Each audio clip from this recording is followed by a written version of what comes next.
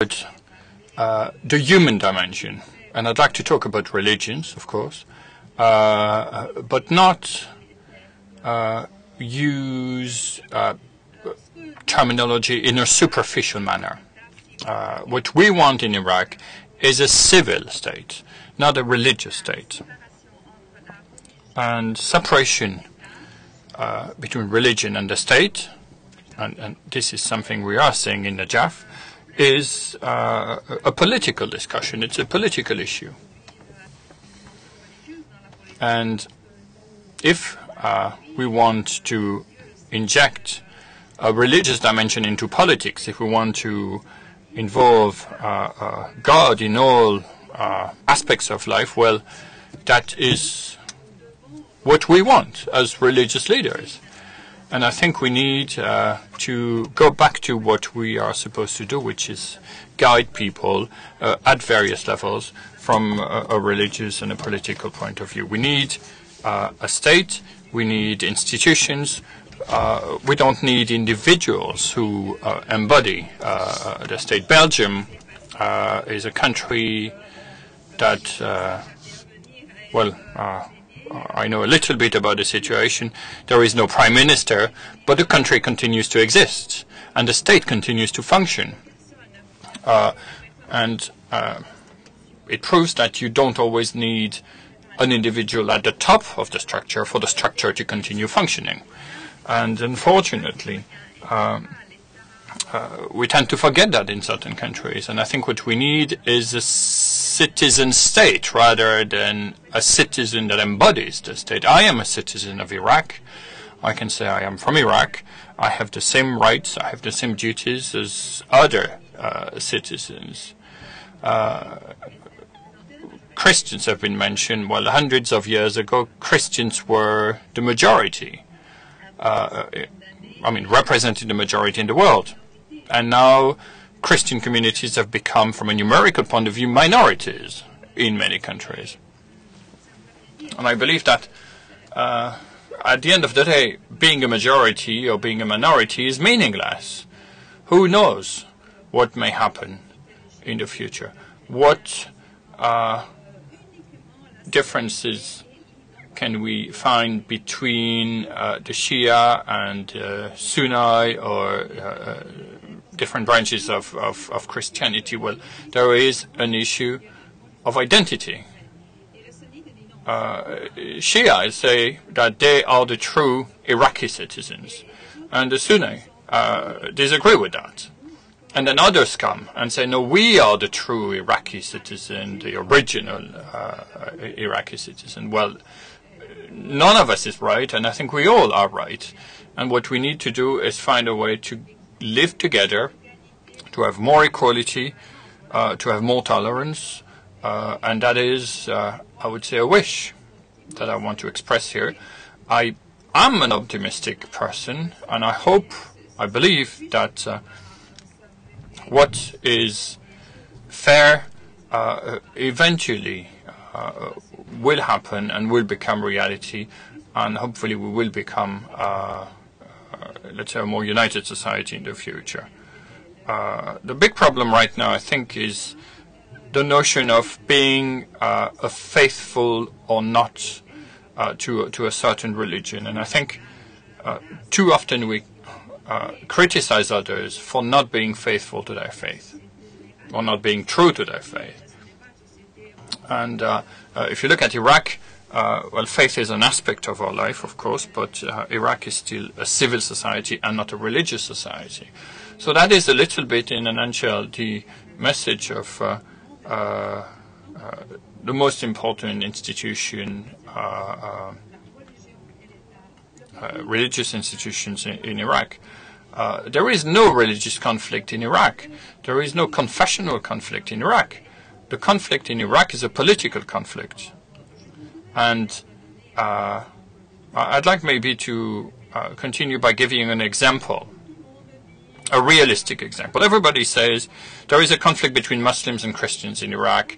Well, my question is, do we have Christians in Libya? Why do Muslims in Libya kill each other? What about Egypt? Are there Shiite community or in Egypt? And why are people, being beheaded there? So moving on now to another aspect, the conflict between good and evil, the conflict between those who want to or the conflict between barbarism, let's say, and civilization. That's a conflict that affects us all. We are all on the same boat. And who actually started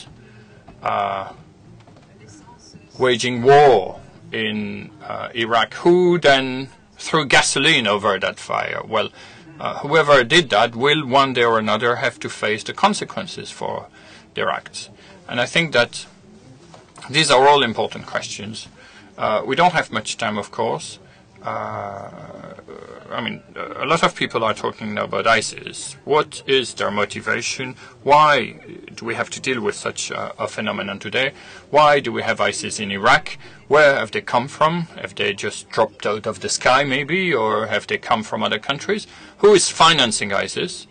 Who has given the Islamic State the enormous amount of weapons that they have? These are all valid questions that we should ask ourselves.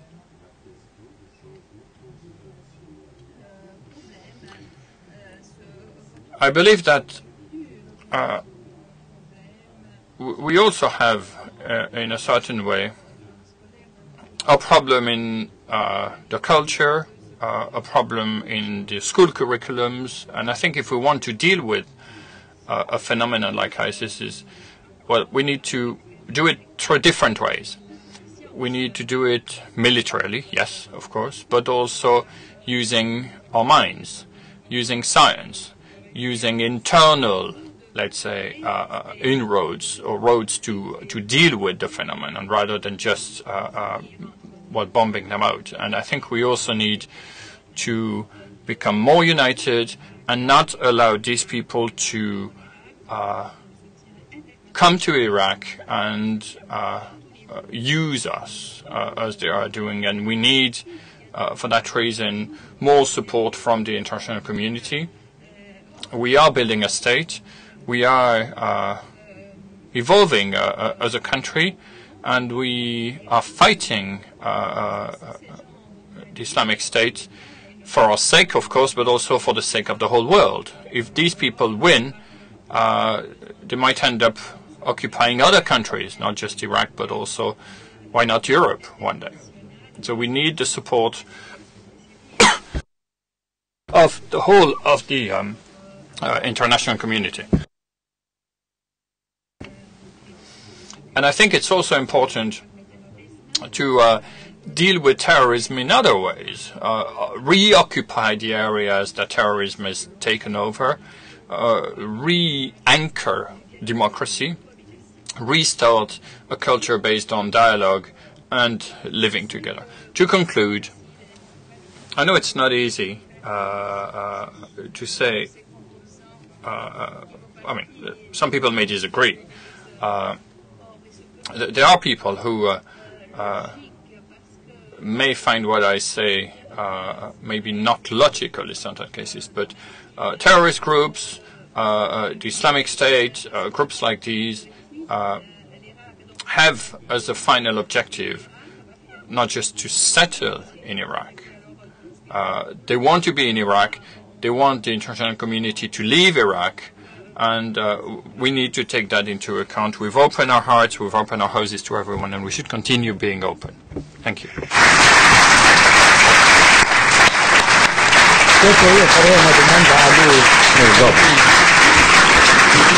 Thank you. Thank you very much, Sayyid, for bringing to us the Najaf vision. And this is very important because, and it's not only an Iraqi problem, the question of who is more Iraqis than the other is something that we know very well. And it's something that every civilization has to counter and to face, has to face. I think that this vision of Najaf that you brought to us in the distinction of a civil society and the civil institutions based on citizenship and religions will be a good contribute, a very important contribute to our discussion. Thank you very much. Shukran jazeelan.